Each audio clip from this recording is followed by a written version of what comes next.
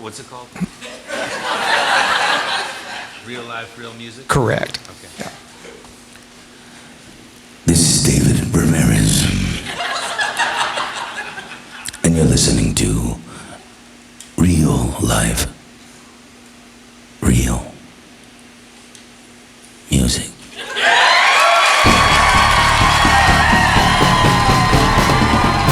Real Life, Real Music Radio with your host, Kyle Hutton.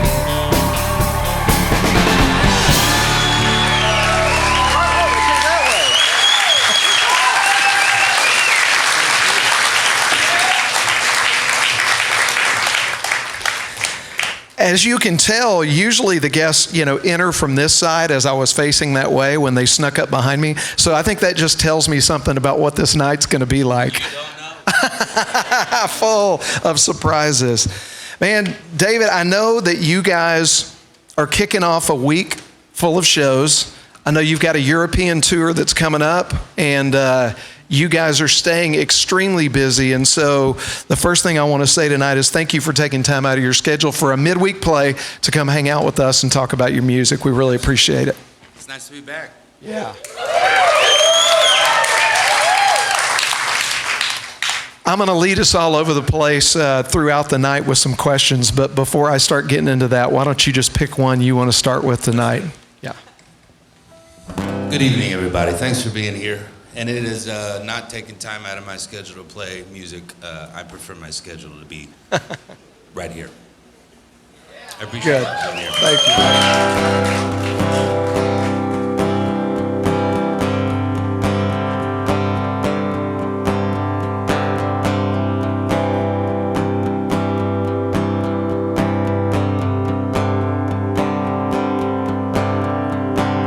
Walking hand in hand, carrying your high heels down concrete.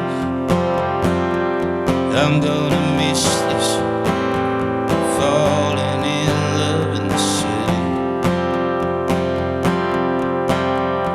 Stopping at the bar, have some drinks, over laughs, cigarettes.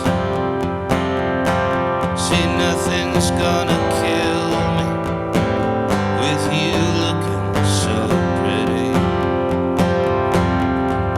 But it's a strange town.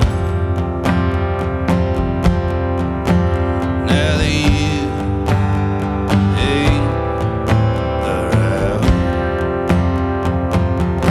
I remember being loved. I remember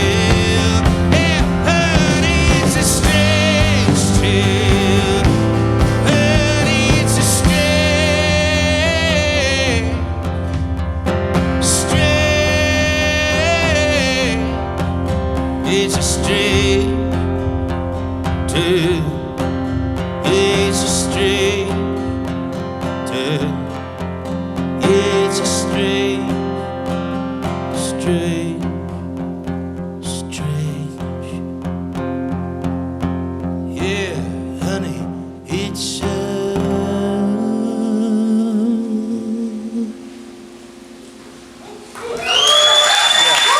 Thank you. Yeah. So before I go back in your catalog, I want to ask you about the most recent EP you put out, Rules and Regulations. And I guess one of the things, because we've been in such an interesting time for the music business. I think we're all feeling the rebound now, and it feels great. You know, Everybody's out playing. People are out listening to live music. There seems to be like more of a demand and more opportunity now than there has been in a long time. But tell us a little bit about where you made that record and like how it felt to be out and make a live record again after the pandemic shut everything down. It felt great. We did it in Austin. That's where I live. This wonderful studio out west of town, run by this fellow named John Neese. He just called and said, if you have any songs and you want to be in the studio, I would love to record. I love your music. I'd love to record. And thankfully, I had a handful of things that had never been recorded before. And yeah, we made it work. Yeah, that's cool. I love that one. You want to pick one off of that record? I would love to. This is called Teach Me Your Language. I'm not used to being interviewed while playing a show, so forgive me if, am I close enough? I don't. Okay, great. You're doing great. Okay, awesome. I'm deeply insecure, so the more affirmation I can receive from everybody, the better we get. Yeah. Right behind me on the drums, we got my friend Jeffrey Olsen. Y'all give him a hand.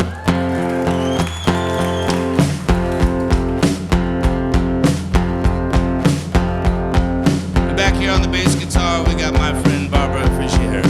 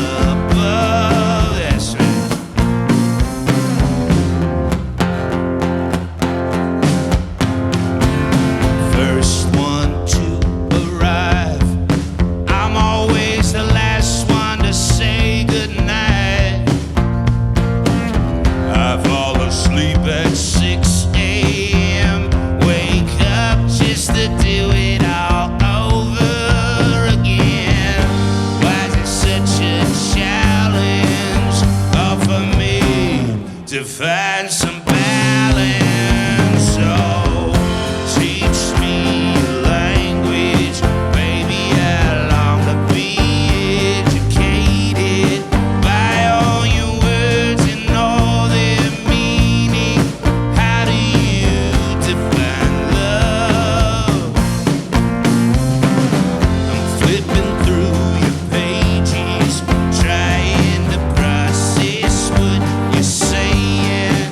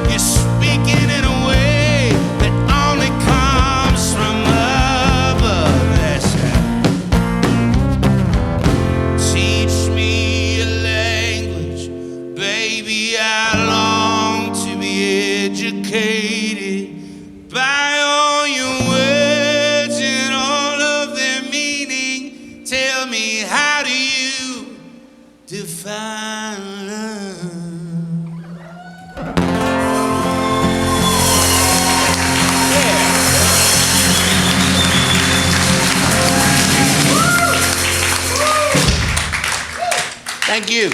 Yeah. I love that song. Are y'all doing okay out there so far? Okay, good. I fucking hope so. Jesus, we're only 2 in. People are like making a dash for the door. Yeah. I've Just seen getting enough. started. Just getting started. So, okay, on the record, My Love is a Hurricane, first off, as a kid that grew up, I spent the first 10 years of my life in like League City, Pearland, Friendswood, and then we moved out to the suburbs in Katy, right? Yeah. So hurricanes were just part of the conversation. You know what I mean? Yeah. And you talk about one that I remember well, Alicia, in My Love is a Hurricane. And so I immediately felt like, somebody that listen to somebody that grew up down the block around the corner from me, because you lived that as well. Tell us a little bit about... I did not live it. I was being born at the time. Okay. Okay. Oh, sorry. Yeah. I'm much older. Yes. Yeah, Okay. Yeah. I forget that. Senior moment. Yeah. So it happened right after you were born? It was like during the time. Is that right, Dad? Yeah, it was during the time. Yeah, my father's here, by the way. I mean, he did not give birth to me, but yeah, you were around. You were around. Yeah. It was like a few days leading up to when I came into the world. Gotcha. Yeah. Gotcha. All right. So on that record, there are great songs on that record. First off, you've described that record as like a complete departure. You wanted to make that record be something that was unlike anything you'd ever done before. That's right. And did you cut that one in Dallas? I did cut that in Dallas with a friend of mine named Jason Burt. We did it at this studio named Modern Electric. And Jason and I met because he's a songwriter and a great producer. And he wrote this song, and this is self-admitted on his part. I'm not talking shit about Jason at all, but self-admittedly, he's like, I'm not a great singer, but he writes a lot of songs. Okay. So he invited me in to sing a song that he had written. And bare bones, it's a very Neil Young type tune. And when I showed up at the studio, all he had laid down was an acoustic part, and then I sang, and it was really beautiful. It's a song, I don't know if y'all have heard it, but it's called Blue Magnolia. And after I was done with my part, he started laying down electric beats and really groovy bass lines. Yeah. And it deeply inspired me because I didn't know that you could do that with folk music. Okay. And it was in that moment that I asked him to produce this record, to take a left turn from what I've done before. Yeah, well, it's a really cool record. And Thanks. I think my favorite song on the record is Easy Does It. Oh, okay. Tell me about that one. I mean, I think a lot of people relate to that just because, I mean, more today than I ever remember, there's just anxiety everywhere. Yeah. And this song to me is like, it's just preaching to me, you know? Yeah. No, I love this song. I mean, it's a song about, being in a relationship and seeing your partner really struggle with anxiety, lack of control, and just reminding that person who you love so much that, things are going to go bad, and there's really not much we can do about it. And we're going to be broke, and we're going to be broken, and let's just chill. Yeah. Take it as it comes. Yeah. Right? Right. Yeah. Would y'all play that one for us? I would love to play it. It's like we planned this whole thing or something.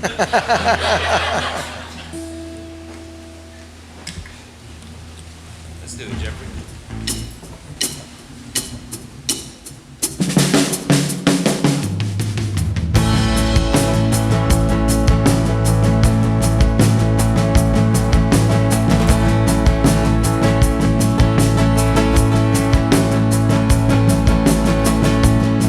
It's always gonna be this way if you let it.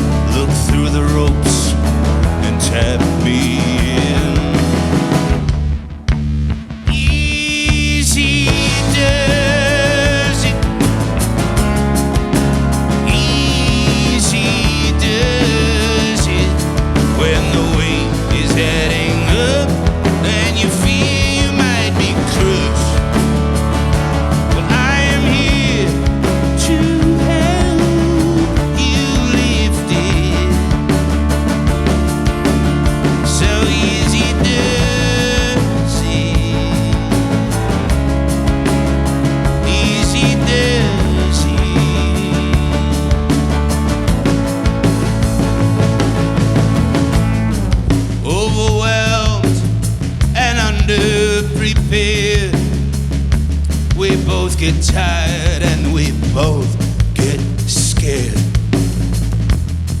And just like children, we need a hand. So when you're crawling, I can help you stand. Easy does it. Easy does it. When the weight is heading up and you feel you might be crushed. Well, I am here to help you lift it. So easy does it. Easy does it.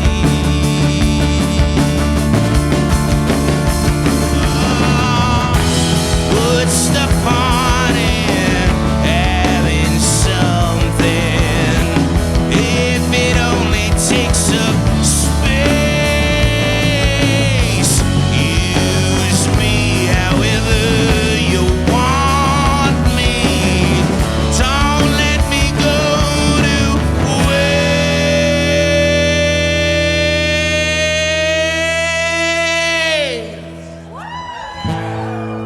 'Cause it's always gonna be this way if you let it. It only goes away if you make it. Easy does it.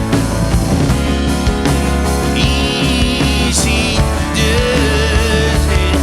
When the weight is heading up and you feel you might be crushed. Easy does. Easy does. Easy. Easy does. Easy does. Easy now. Easy now. Yeah.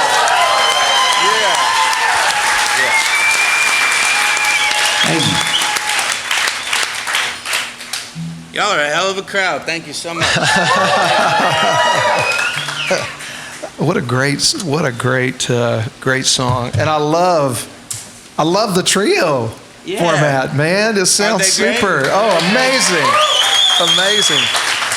Okay, so I want to talk about, I watched an interview online. You were talking to a guy, I don't remember where he was based out of, but he was asking you about your musical, kind of your musical upbringing and your background. And I learned that you and I share one interesting thing, and that is that both of us went to our first concert at the same place, and that was the Houston Livestock Show and Rodeo. Nice, yeah. Except again, I'm quite older than yours. Yours, if I remember, You saw was Johnny Cash. You were Alan Jackson. Yeah, close. Larry Gatlin and the Gatlin brothers. So yes.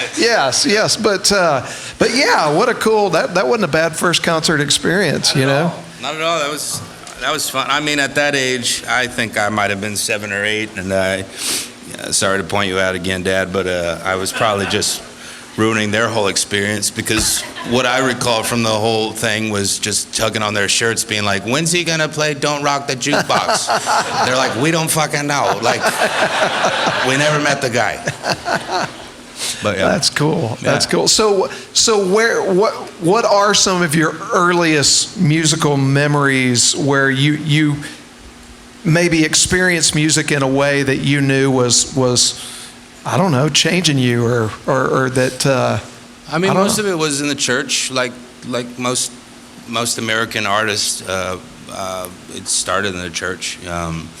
I transferred schools my senior year in high school, and I met a lot of kids who were playing music, and they were all in theater, and they were all in bands, and I picked up guitar, but where I really got to do that on a pretty full-time basis was in the youth group on Wednesday nights, and get to play gospel tunes and And that's where it was really like, oh, I love this a lot. And just being in front of people and being able to lead, music and bring people together in that way that kind of lit the spark for sure. Okay. Yeah. And was there music in the family, or were you kind of charting your own path? Yeah, there's music. My brother played, my sister played. I have another sister who sang, and these were all, kind of spawned from electives in high school and whatnot. And I'm the only one who really took a deep dive down the rabbit hole. And as the oldest, I think they all saw, and they were like, we'll go get real jobs. But yeah, I mean, there was music. I mean, always in the car, it was the radio, and there was always new CDs.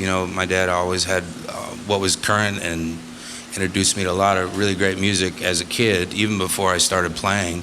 So by the time a guitar landed around my shoulders, a lot of those influences really started coming into fruition. Okay. And when did you take the leap to write? When did you first? It wasn't that long paper? after learning like 2 or 3 chords. Okay.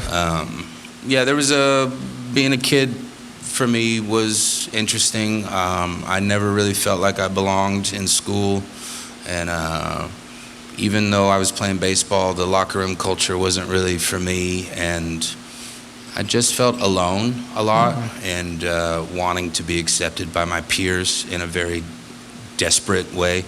And so by the time I picked up guitar, it was, these were not good songs, but they were songs, and it was an opportunity for me to put my feelings on paper, right, and be able to sing what I was feeling and going through. And that's why I kept doing it. It wasn't until I got older where I wanted to make a career out of it, but I knew that therapeutically and emotionally, this would never leave me, ever. Yeah, and you still get that same energy from it, feeling from it. Yeah, of course. Yeah. I mean, now that I'm making a career out of it, there are moments where it's like, this song will work on a record, but there are hard drives upon hard drives filled with songs that will never see the light of day that were just for me. Right. And, things that I needed to say about my life or my experiences. Yeah, that's cool. Well, thanks for sharing them with us. Absolutely. Yeah. Thanks for asking. Yeah. So on My Love is a Hurricane, the first song. Can I get another drink? I'm really nervous. Yeah. We need another tequila up here. Shot or soda? Both. Yes. The answer is yes. Yes. Okay. So, Lover, will you lead me? That first song. Yeah. Tell us about that one. I wrote that song in Hamburg, Germany, which was really cool because it was my first time to Germany, and I was apart from this woman I was with at the time, and I don't know, love was different for me with this one, and that's why My Love is a Hurricane has the songs that it has, and regardless of whether or not that relationship worked out or not, which it did not, there was something just very comfortable and known about the love that I was experiencing and the love that I was giving at that time, and throughout my career in music, darkness has always been a part of these lyrics. And it was nice to write this song and feeling like I was coming out of that valley because of this person who was in my life. And that's where this song came from. That's awesome. I'll wait for the drink and I'll play it.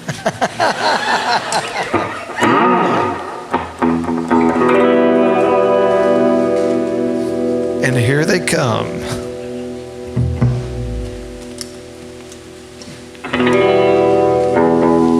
Thank you so much. Let's give a big hand to our hosts. Thank you, brother.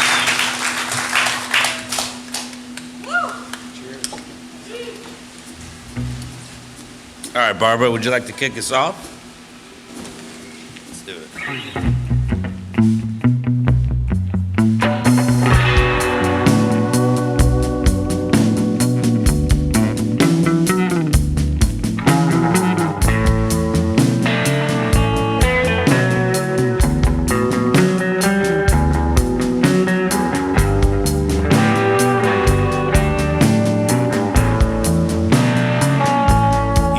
off the blindfold, led me into the sun. I studied your face and saw no reason to run.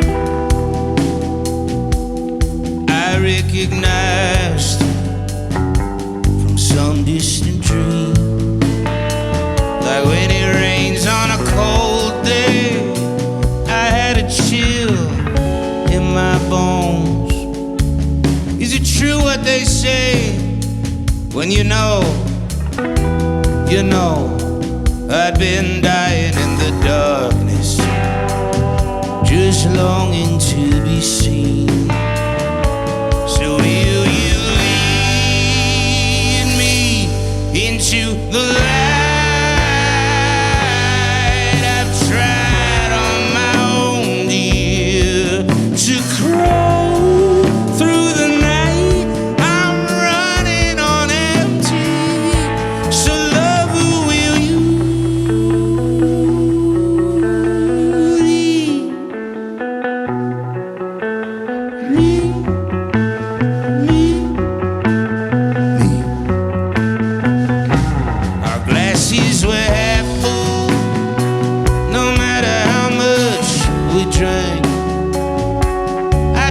I was worried.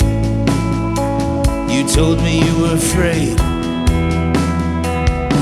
Well, I didn't smoke that night, 'cause I never wanna die. So will you lead me into the light? I've tried on my own, dear, to crawl through the night. I'm running on empty. So will you lead me into the light?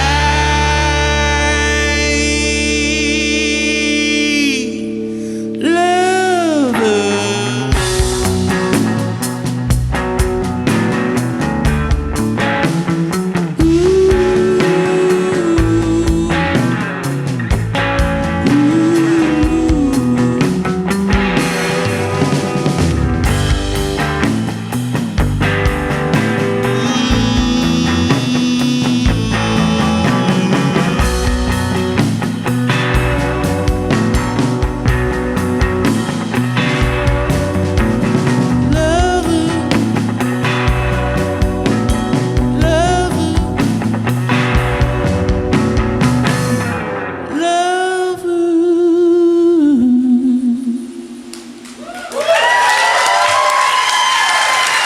Thank you.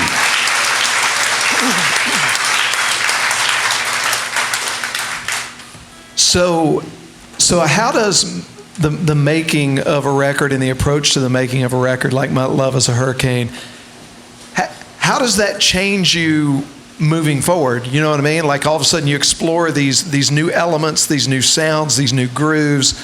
Like how do you see that affecting you moving forward? Is that like a one-time thing, or you like picked up these elements and you're like, man, I'm going to continue to?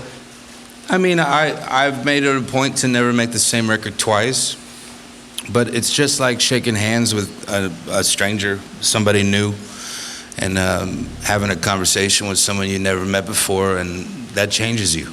Yeah. And you take a piece of that conversation or a piece of that experience and you put it into the next conversation you have with somebody else. And I find making records to be very human and in that same interaction with people. And so I won't make a record just like that one, but there are pieces of that will stick with me for the rest of my life. Yeah. For sure. Different sounds, and maybe I think more importantly, it's not necessarily the sounds and the engineering or the production, but I think more importantly, it's the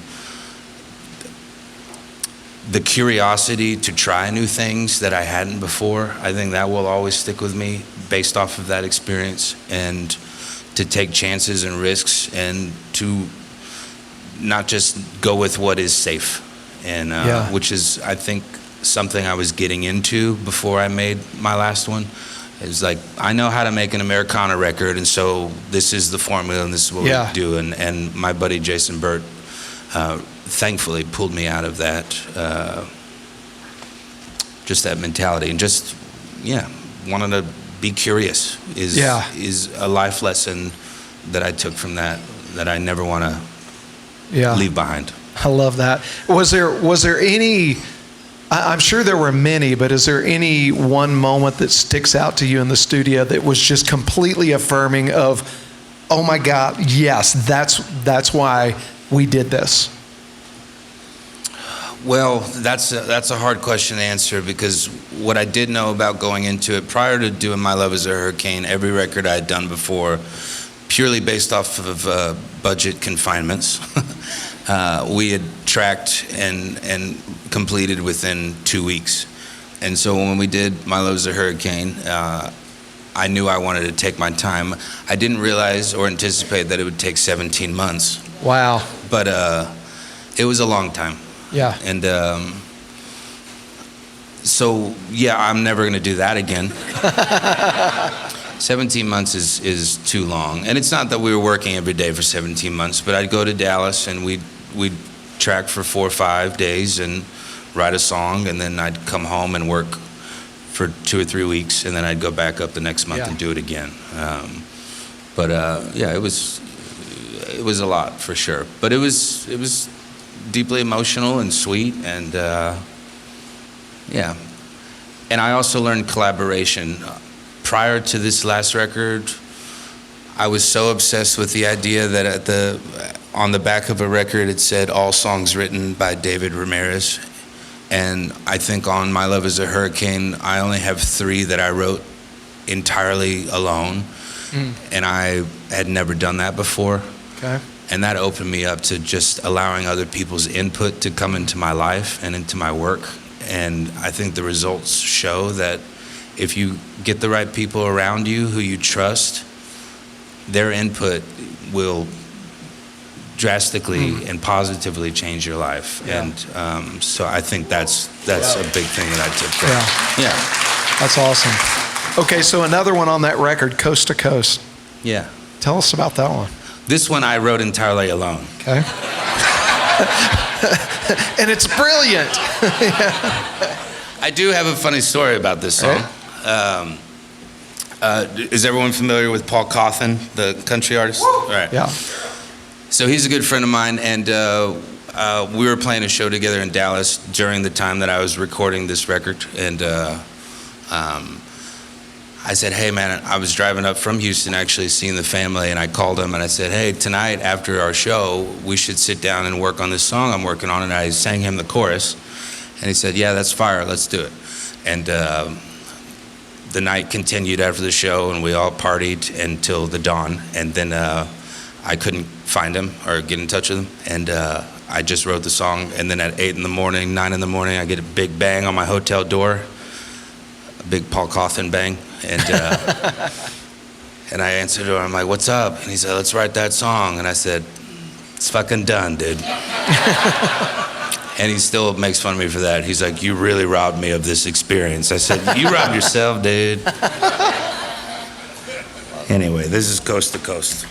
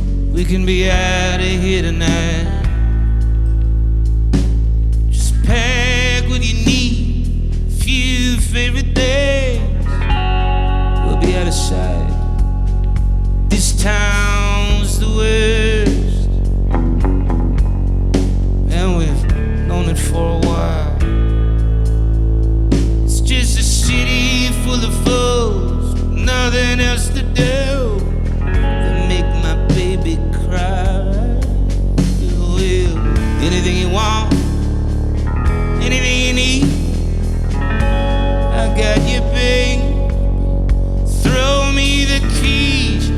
let's run away. Country roads, city highways,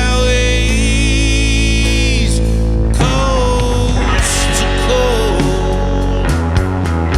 We'll take the long way. I know this land like the back of my hand, like the back of my. I know this land like the back of my hand, like the back of my hand.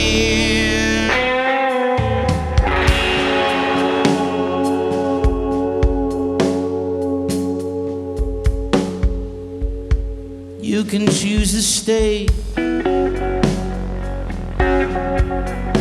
We can build our own town. Fill it with all your favorite things. Folks who won't let you down. Well, anything you want, anything you need, I got you, baby. Throw me the keys. Let's run away. Country roads, city highways, coast to coast. We'll take the long way. I know this land like the back of my hand, like the back of my. I know this land like the back of my hand, like the back of my. I know this land like the back of my hand, like the back of my hand.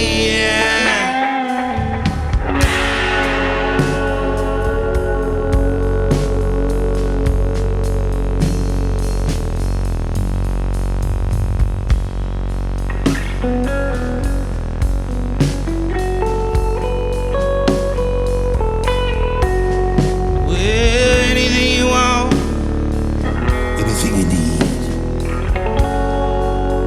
I got you, baby. Yes, I got you. I got you, baby.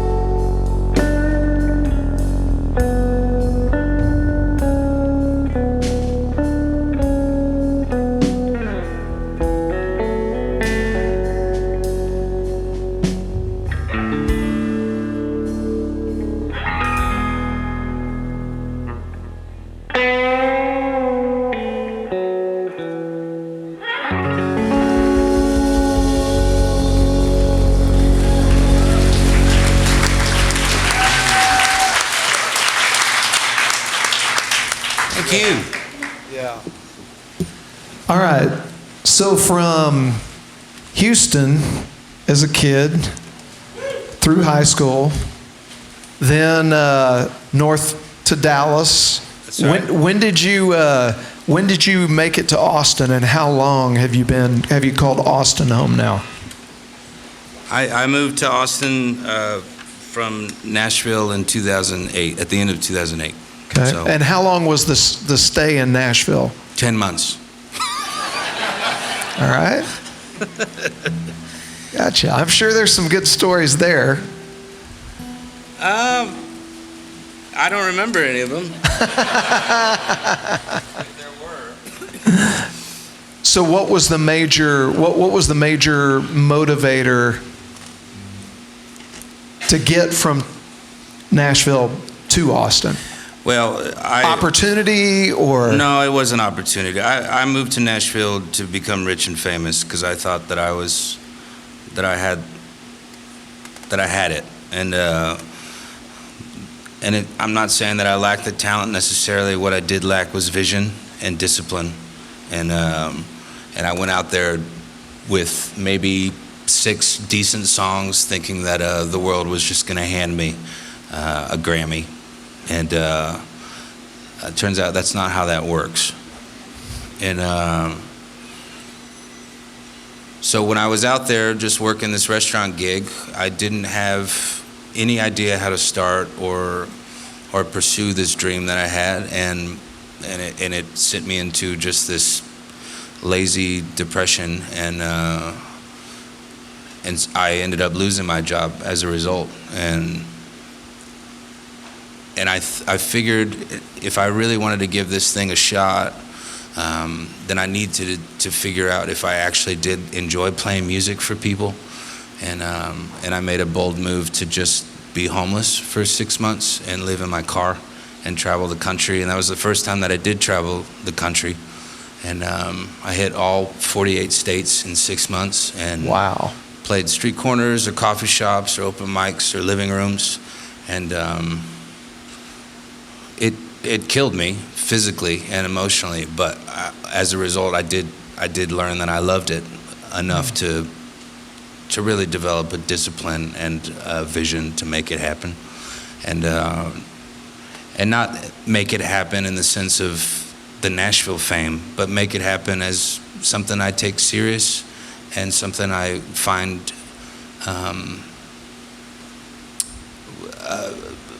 the need to take care of and be responsible for, and and that's what I mean by make it. Yeah. Yeah. Yeah, that's huge, and I've seen you talk before about the importance of knowing who you are, right? Especially as an artist, and like, man, if I mean, how many artists could save so many years of their career if they were able to figure out who they were at an earlier age? You know what I mean? Sure, but that's the beautiful thing about being at an early age is you fuck up, and you know, right now I think if you get me drunk enough, I could definitely talk a lot of shit about young artists. Yeah. Yeah. Well, they did bring you another one. Yeah, There's I saw two that. there. I saw that. Yeah. This whole thing is rigged. But at one point I was that, and had I not been an idiot, I wouldn't have been able to figure it out. And we I think we owe ourselves that, whether you're pursuing art or whether you're pursuing a relationship or whether you just want to be a better human being. We fail, and we hopefully learn and get better, and that's what I had to do, and it's something I'm still working on doing. And yeah, so thanks for sticking with me, everybody. Yeah. Family, thanks for sticking with me. I want to ask you about 2 songs off of the record Fables, which is another amazing record. The first one, New Way of Living. Yeah, I'm about to play that one.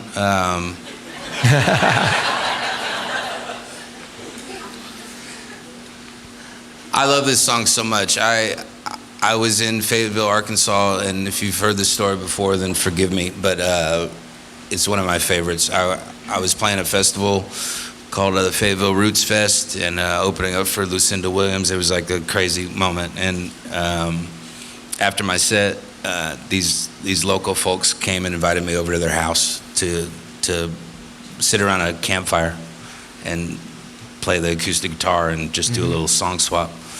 And it was the best time.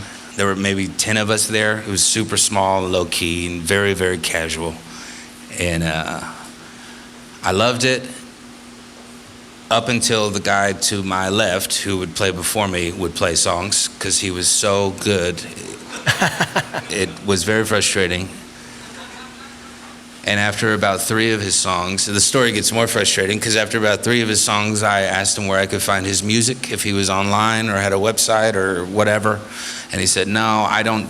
I have a real job. I just like playing music because it's fun. And I was like, go to hell. Because I don't have a job and you're way better than me. And that's where this song came from, where it was a nice reminder to, sure, there's nothing wrong with trying to make a career based off your creations. What is wrong, however, I found is creating in order to be capitalized upon, and that's what he taught me. Anyway, I got merch over there for sale if you guys would.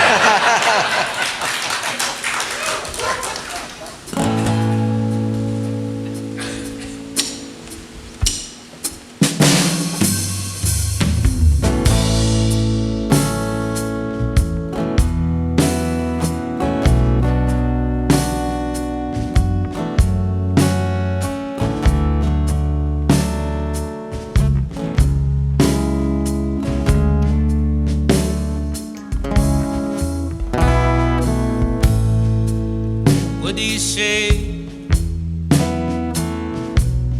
when there's nothing to say? Do you fill the silence with a bunch of nonsense? Or do you recognize that it might be time to go ahead and hang up your hat? Maybe it's time to move on. Maybe it's time for a change. A new way of living, a new way to bring home the bacon.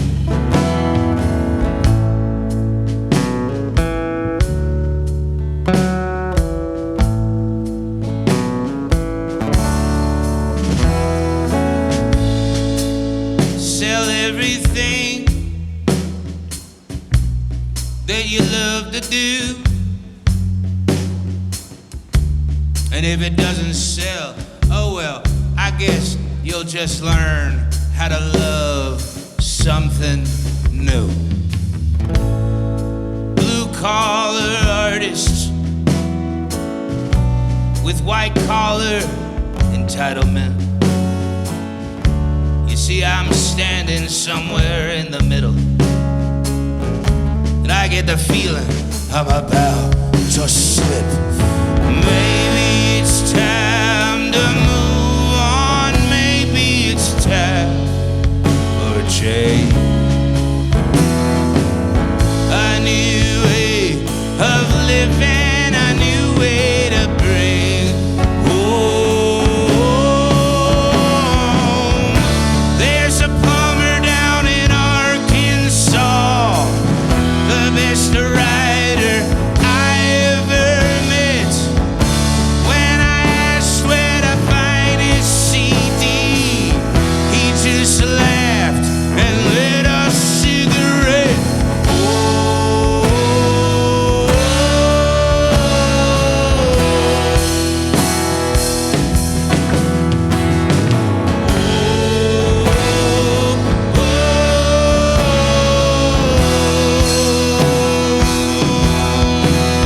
Well, maybe it's time to move on.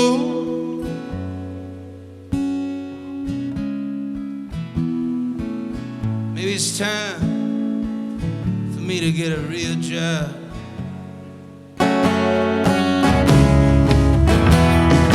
Maybe it's time to move on. Maybe it's time for a change. A new way of living, a new way to bring home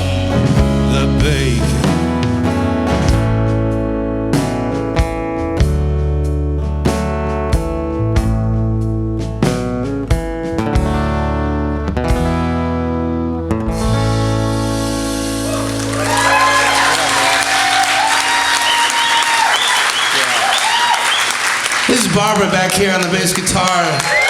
This is Jeffrey on the drums.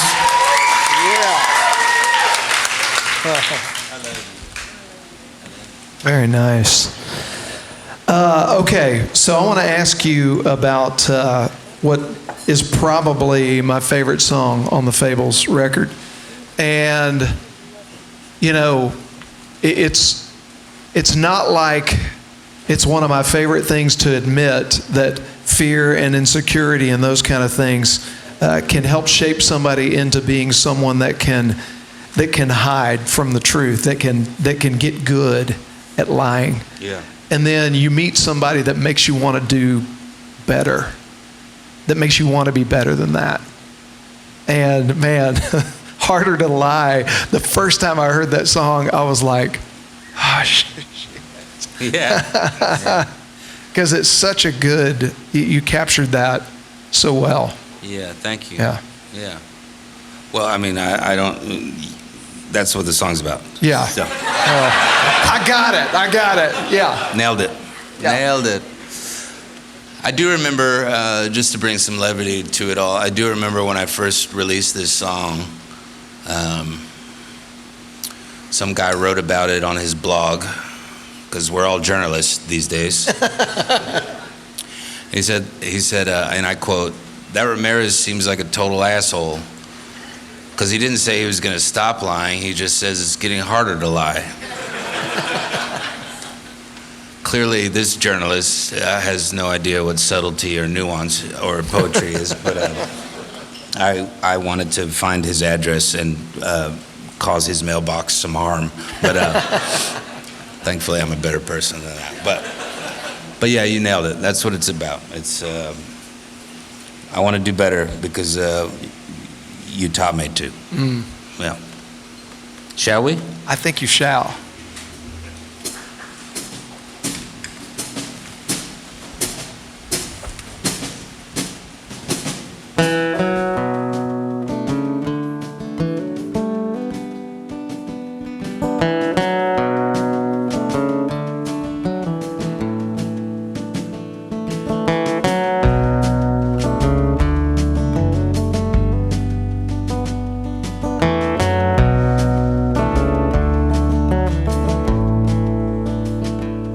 First impression is what I've always been best at.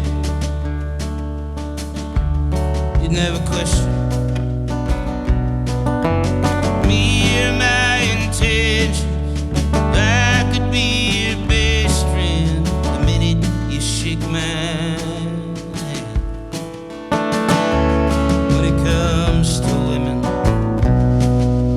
this could be deadly. When it comes to loving me, you best be ready, 'cause this will get heavy when you learn just what I fed you fables and fooled you with words from my tongue, trying to make you think I was a better man than I was. But if you're asking me now to tell you the truth, well, it's getting harder and harder to lie to you.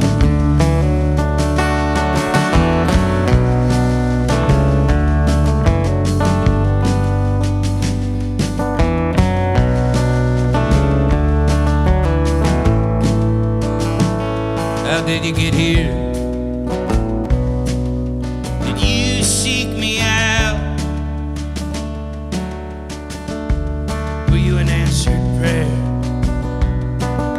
for me to shut my mouth so I would learn how to open up my heart? 'Cause I never stuttered, no, and I never thought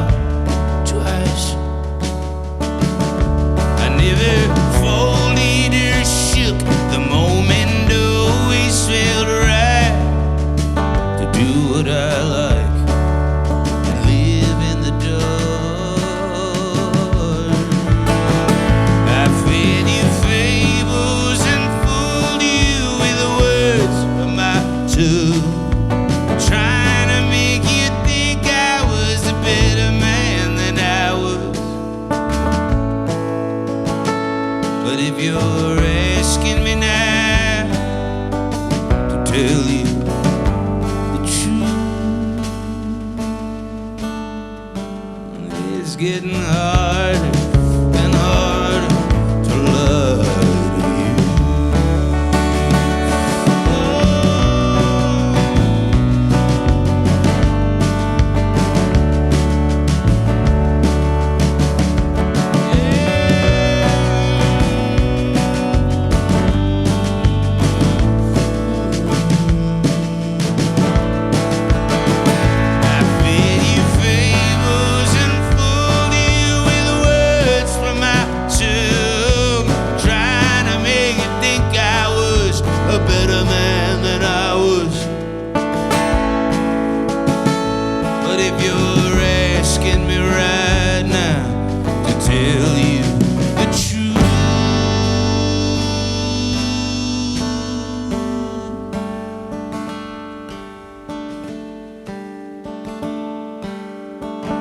Well, it's getting harder to lie. It's getting harder to lie. It's getting harder and harder to lie to you.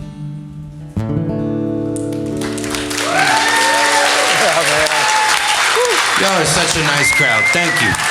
Y'all are so sweet. Thank you. Thank you. Such a great song. Okay. I've been leading you all over the place. Why don't you just pick one that you want to play? I won't even ask you about it. You can do whatever you want.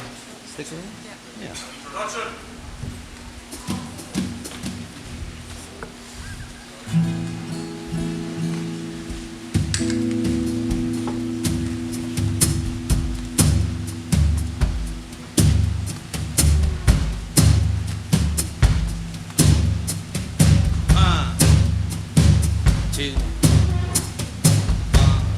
2, 3.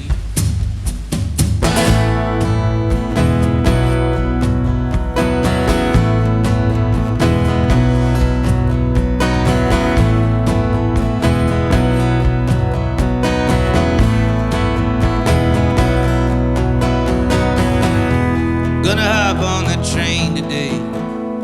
Got nowhere to go, no reason to stay. 4 years I've traveled 160,000 miles. The wind keeps pulling me in.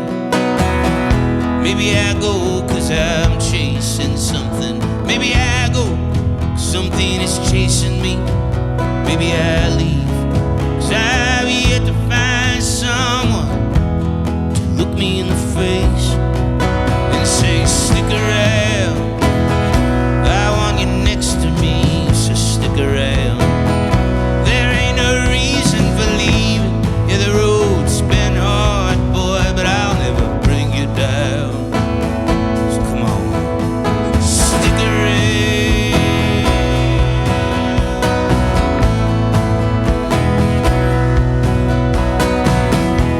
Postcards, road maps, empty alleyways, cigarettes, 5 miles to my next exit. Then I'll be singing to a room of perfect strangers.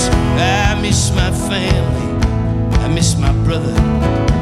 I wonder if his son will ever know me, man. I wonder if I'll have a son I can call my own.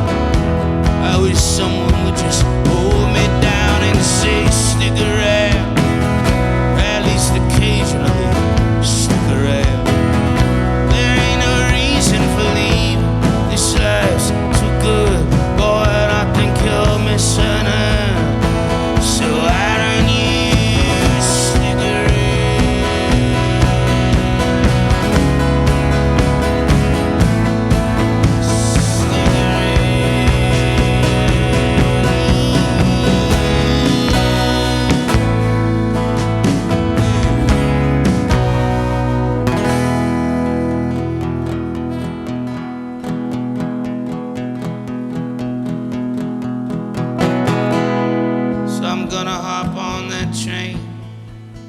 got nowhere to go, but no reason to stay. 4 years I've traveled, yeah, I've traveled. Maybe one day, maybe one day,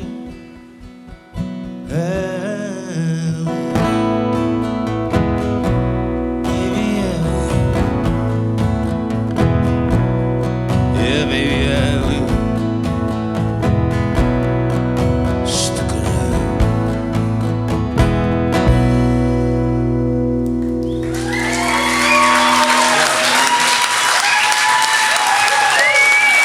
Thank you. Are y'all doing okay out there? Is everybody good? Okay. Hey everybody, this is Barbara Fischer. That's Jeffrey Olsen. Yeah. All right. So you mentioned being nervous earlier, so I'm gonna make a confession. Right? 300 shows we've done 300 of these. Yeah. All right. And I would say that tonight I'm in the top 10 of me being nervous coming into the show. No, and I'm gonna tell you why. First, I'm gonna tell you who the top ones were. All right. Before I compliment you, I want you to feel bad. Yeah. No. Billy Joe Shaver. I was nervous. Of course. I was nervous. Yes. Let's see. Billy Joe Shaver. He was definitely up there. But the one that I was most nervous about that I've ever done was Chris Knight. Oh yeah. I was very nervous about Chris Knight. I bet. And there's been a handful of others that it's my first time to share the stage with an individual, and this is a unique thing. I mean, it's different off the beaten path. Yeah. But the more tequila you drink, the less nervous I feel. So Okay. if we can just kind of keep that going. No, I'm just kidding. That's what we call enabling. No. Again, I really appreciate you being here tonight and letting us explore your music in this depth. Yeah.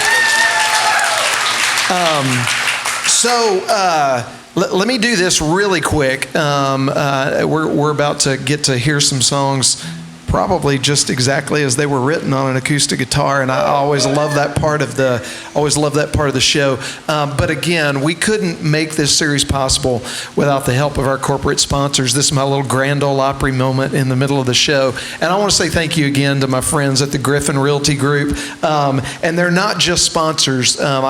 We moved out of the area about a year ago, and we listed our house with them. They got us more money than we thought we could get for our house. They're great people. They love music, but they're also great at what they do every day, and they believe in putting money back into the community where they make their money. So Griffin Realty Group, thanks again for everything you do to make nights like tonight possible. Yep. And a shout out to my friends at Chicago Title Houston for sponsoring the podcast and the radio show and the live show. So thank you guys. All right. My kids have watched me exploring this whole thing called the music business and the craft of songwriting for the last 30 some odd years. And I'll spend the rest of my life learning about it and enjoying it. And one of them has picked up the guitar and moved to Austin, Texas, and started a band. And one night he sent me a song, came across my text, and the message simply said, "Dad, you have to listen to this song because you understand it." And it's a song called "Put in the Work." And I was driving home late at night after a show. I think he was doing the same. He sent it over. I plugged it in, listened to it, and God, you nailed it. Thanks. And I love that song. I love it too. Would you play that one? I'd love to. When did you write that one? What is it? 23. I wrote that in. I wrote that in 2020. Okay. 2020. Yeah. I mean, the wonderful thing about Americana music is that I don't really have to explain the song. You get it. Yeah. You know. But I do love this song, and I did love the process of writing it. And I guess if I were to say something about it. When I first began writing songs, I had an older friend of mine who introduced me to a lot of great music in the Americana world. And he said, if you're gonna write like a social commentary type song, it's best to, yeah, I get it. You know, do the Neil Young, Bob Dylan thing. Call some things out that need to be called out, but don't forget yourself. And I love that he taught me that, and that's why the format is a thing. Now that we're acoustic, can we turn this fan off? Oh, yeah. If you don't mind. How great is Kyle doing over here? How's that? Thank you.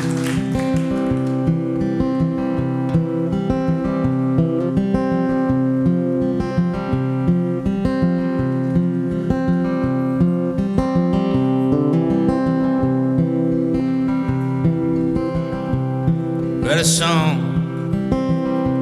make a record, play a show,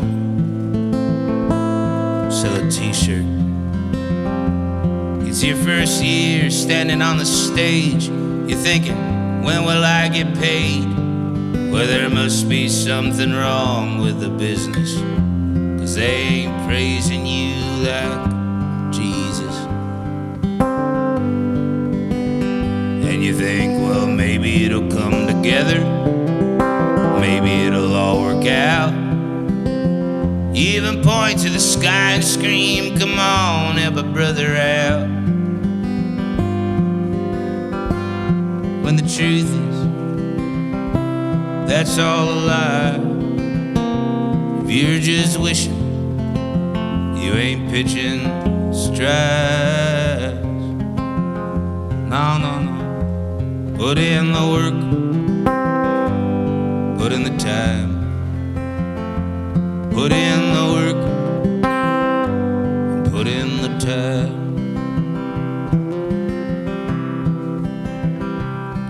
Well, politics look better from the fence. Well, if you want the easy life, just avoid the argument. And take a picture of that sticker and then post it to your page. Then sleep like a baby while the world goes up in flames. Just thinking maybe it'll come together, maybe it'll all work out. Even point to the sky and scream, come on, help a sister out. When the truth is, that's all a lie. 'Cause if you're just wishing, you ain't pitching strides. No, no, no. Put in the work, put in the time, put in the work, and put in the time.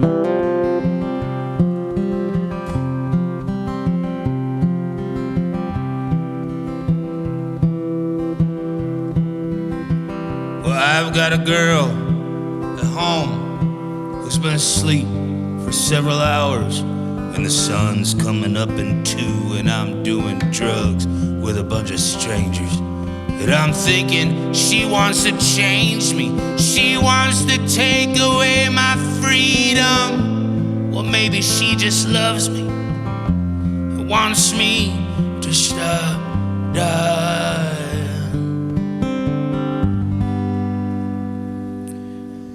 But then I think, you know, well, maybe it'll come together. Yeah, maybe it'll just work out. I even point to the sky and scream, come on, help a brother out. And the truth is, that's all a lie. 'Cause if I'm just wishing, I ain't pitching strikes. No, no, no. Put in the work, put in the time, kid. Put in the work, put in the time, kid. Yeah, put in the Put in the work, and put in the time.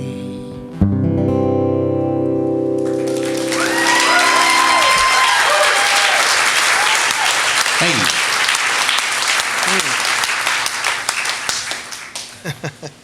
you. That is a master class for a singer-songwriter in so many ways. Thank you. From the lyrics to the way you just delivered it. Yeah, thank you.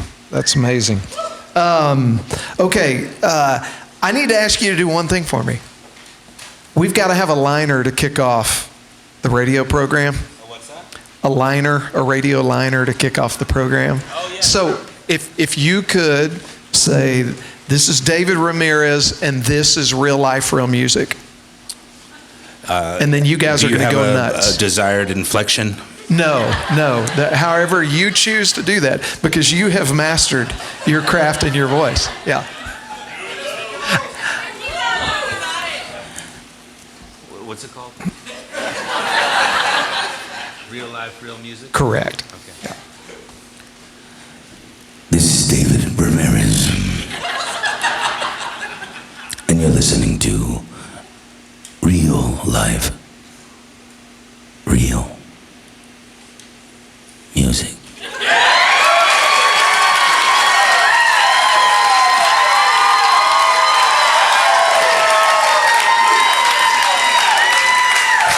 Perfect. I was really struggling there. There was a moment I was like, this is David Ramirez. That's perfect. That is the longest liner introduction in the history of this show. Okay, I listen. love it. This is David Ramirez. You're listening to Real Life, Real Music. Never.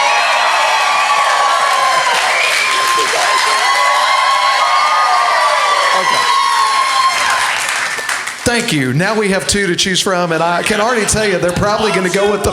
They're probably going to go with the first And one. I wonder which one you're going to choose. Yes. Oh man, thank you. All right, you pick a song. You get your acoustic guitar. Pick a song you want to play.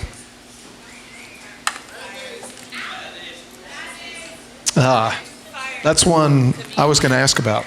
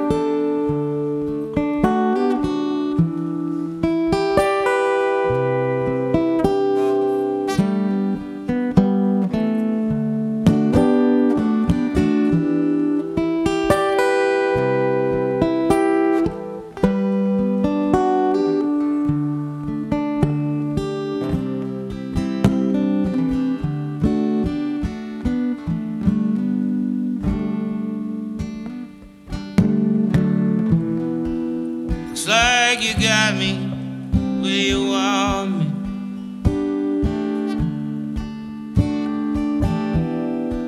So go ahead, roll up your way.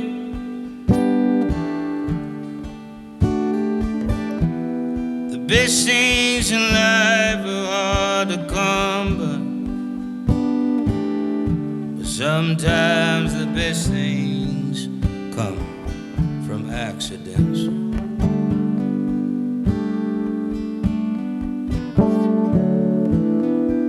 When days are dark, darling, remember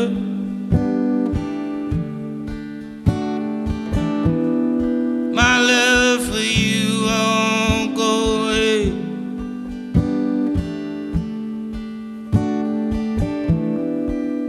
Almost lost you last September, and my heart still is here to forgive me. So is it just me? Am I seeing things? Does the way we breathe make perfect sense?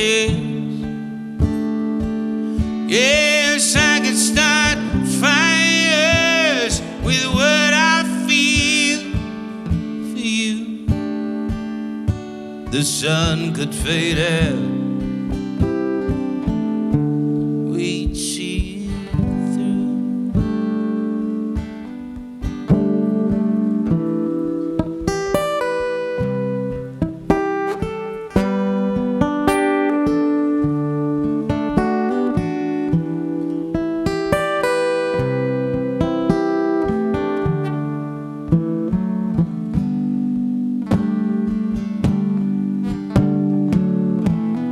You have a beauty like no other,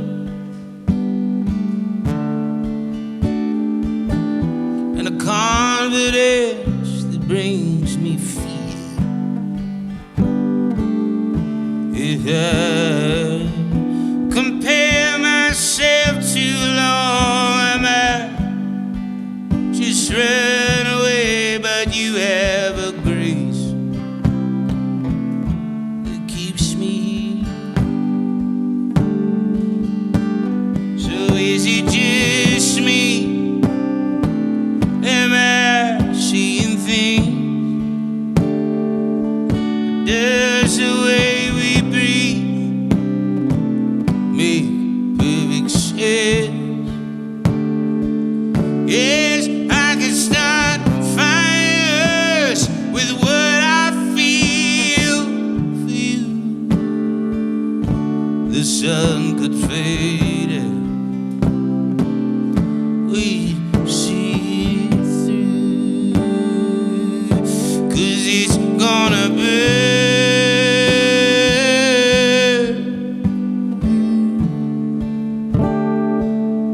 Yes, it's gonna burn.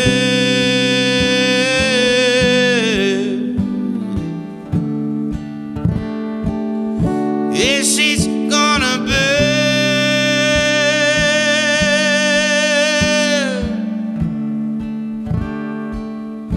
Yes, it's gonna burn.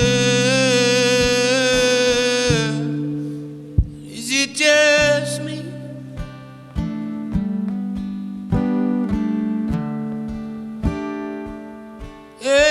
Is it just me?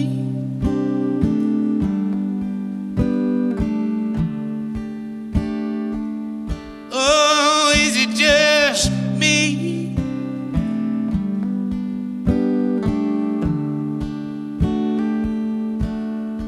I can start fire.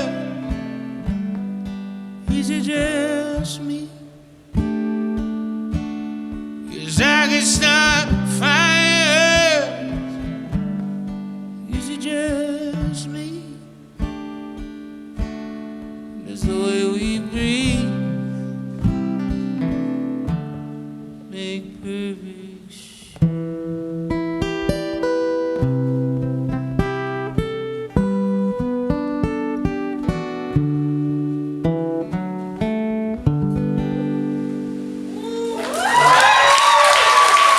Thank you. Yeah.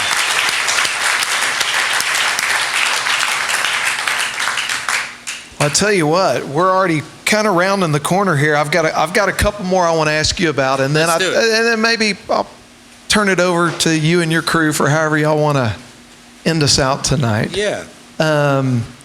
So I think if I had to pick one song, and I think it's a consensus among some of us because I heard you call it out, that I think if I had to pick one song that has moved me the most, The Bad Days, yeah, because you captured so much in that one. Yeah. That's important and real about a relationship. Tell us about that one and play that one for us. Again, it goes without explanation. I mean, okay, how about this?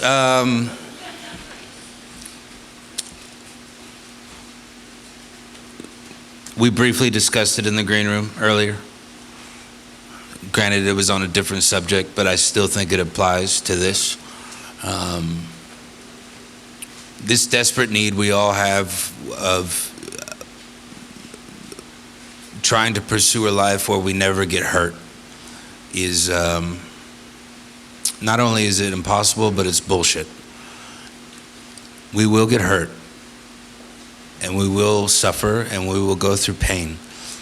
And it is in those moments that we find out who we are and who the people around us are.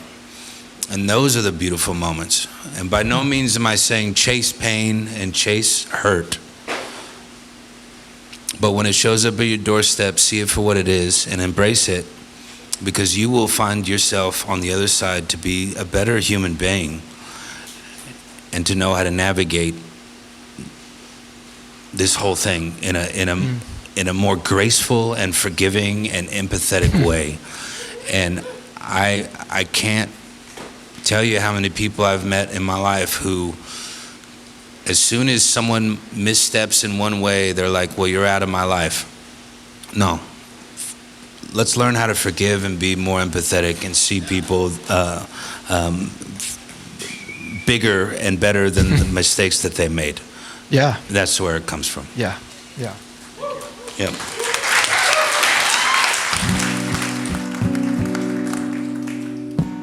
And now a sweet love song.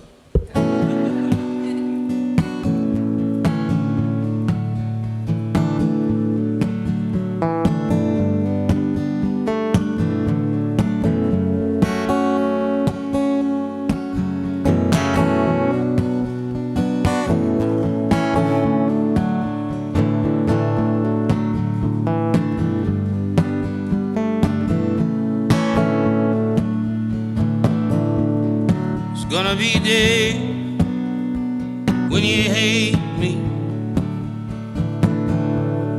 There's gonna be days when I make you mad. There's gonna be days when you don't know what we're doing. Maybe some days you wish you could take it all back. There's gonna be days when the love is so thin.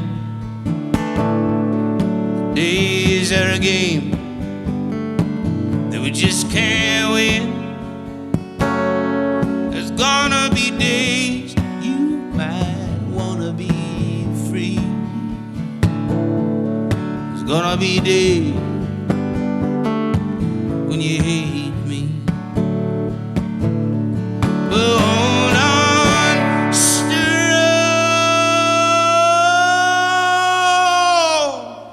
Don't let go. We'll carry on. I know we can find a way. 'Cause you're still my girl in the bad days.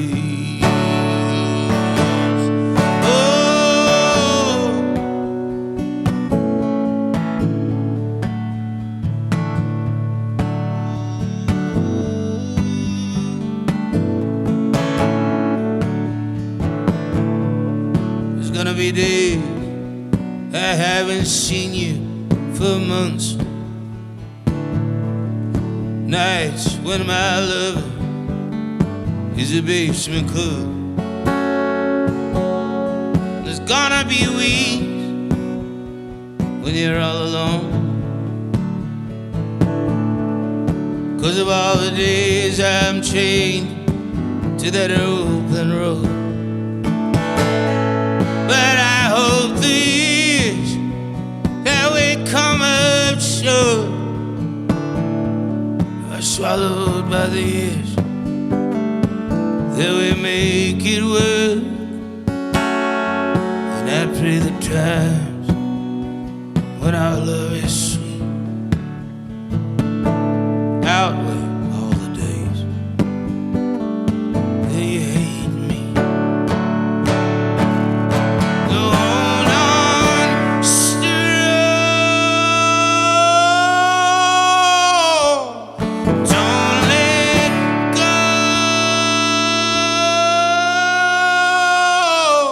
We'll carry on. I know we can find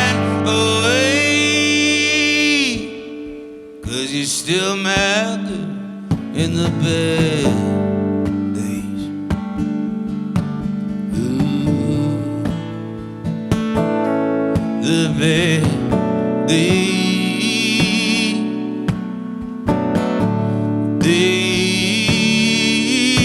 the bad days.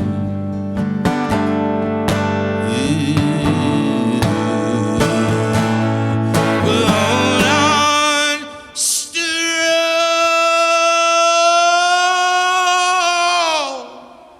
and only cool. It'll carry on. I know we can find a way. 'Cause you're still my girl.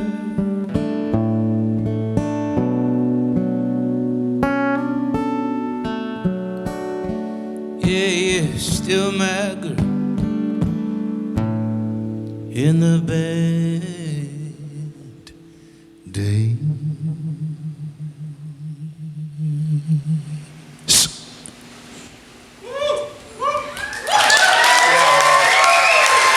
Thank you.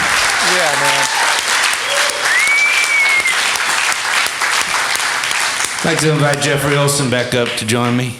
Yeah. Y'all give him a hand.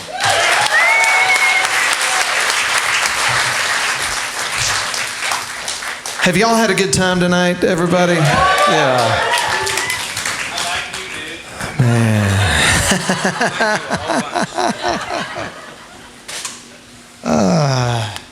I'm seeing you fucking chilling, dude, and I'm like super jealous. I was wearing shorts earlier. You're a cool guy. Seriously.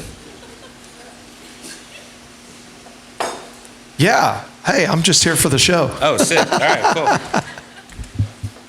Shall we do it, Jeffrey? Yeah. All right. Let's speed it up just a touch.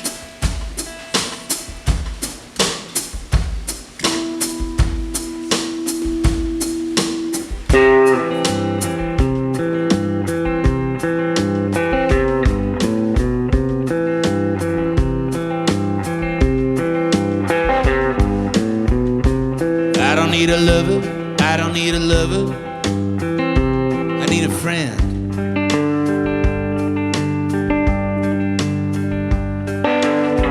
With the world going under, there's power in numbers, together we could win. That's it. Open the shutters, fully recovered, glory bound and hell bent. Yeah, I'm strong on my own, but I could do better if you would step in and help me up over the fence. Forget all the heart-shaped boxes filled with chocolates. I prefer a steady handshake from a heart made of oak, a homie with whom to roll, ride or die, whatever it takes. I don't need a romantic candlelit, pull out my chair before I see it. Love, I'm dying for all that to end. Won't you please just be my friend forever?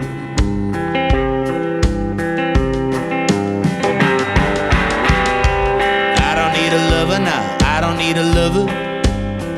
Trust me, I am spent.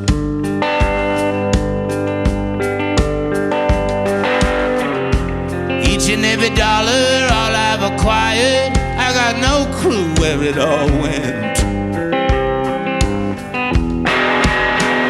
Well, now I'm broken, single, ready to mingle, no longer bound by the bullshit. Yeah, I'm strong on my own, but I could do better if you would step in, help me up over the fence. Forget all the heart-shaped boxes filled with chocolates. I prefer a steady handshake from a heart made of oak, a homie with whom to roll, ride or die, whatever it takes. I don't need a romantic candlelit. Pull out my chair before I sit. Lover,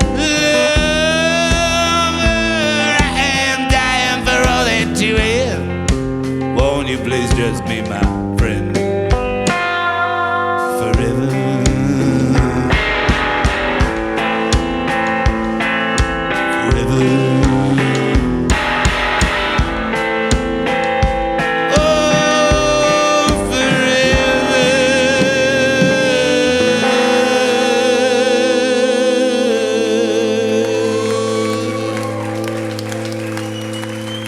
Cause I'm strong on my own, but I could do better if you would step in and hold me up over the fence.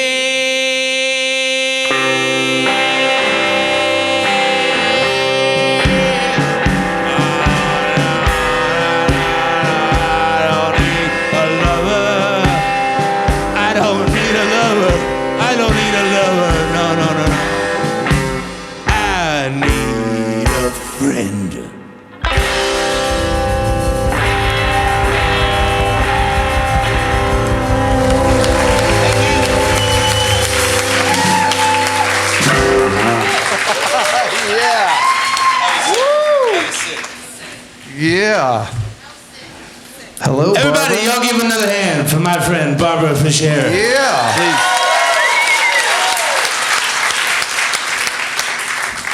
Think we're ready to close it down. Well, thank you for coming. I know this is what you do, and this is what you do for a living, but thank you for doing it here with us tonight in the Woodlands at Do-Si-Do on our show.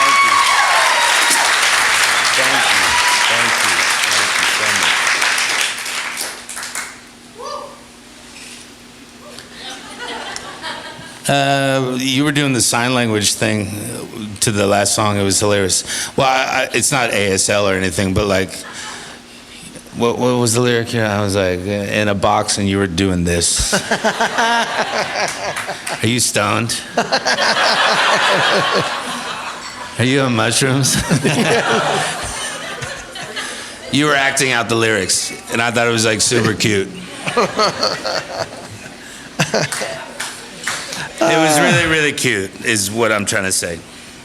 Thanks for doing and thank all you guys for being here tonight. We sure appreciate you being here. If you enjoyed the format, come see us. We've got Corey Morrow this month. I've got Michael Martin Murphy.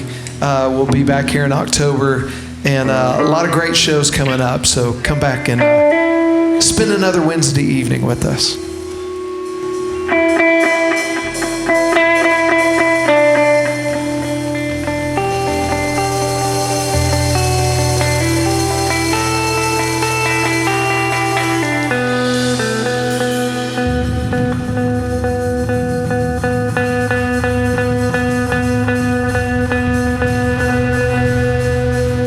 Thanks for the love, everybody. We'll see you down the road. I hope sooner than later.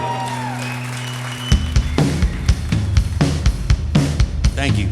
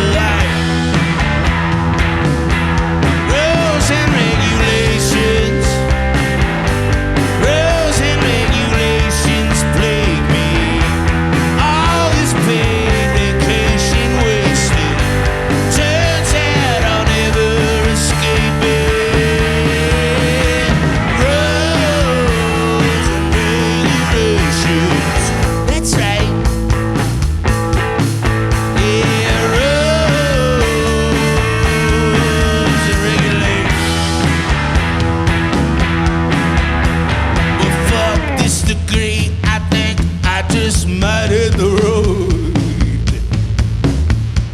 I got way too much heart in my mind, but too much soul. They said you're getting pretty good, kid. We think you could earn good. Listen, if you just follow these steps, then maybe we'll give you a shot. Rules and regulations, rules and regulations plague me. Rock and roll's been dead for ages. Turns out I'll never escape it. Rules and regulations. That's right. Rules and regulations.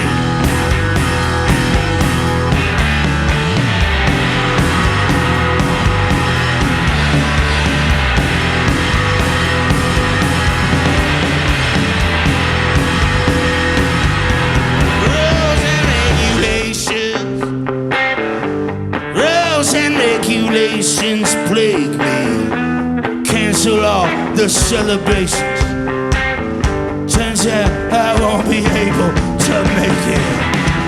Rules and regulations. Rules and regulations plague me. Rock and roll, rock and roll. I know, I know, I know, I know, I know, I know, I know, no, no.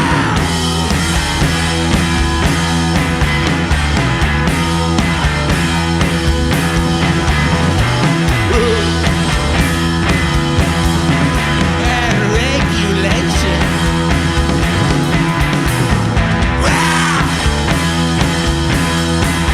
And regulation.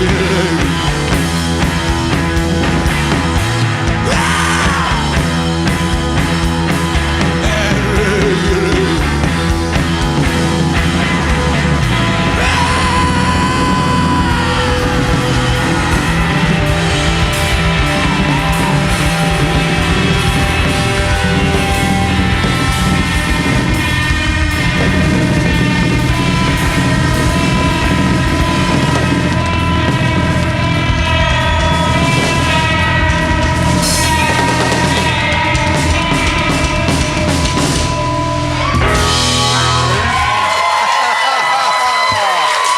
Thank you, everybody. Thanks for the love. Mr. David Ramirez.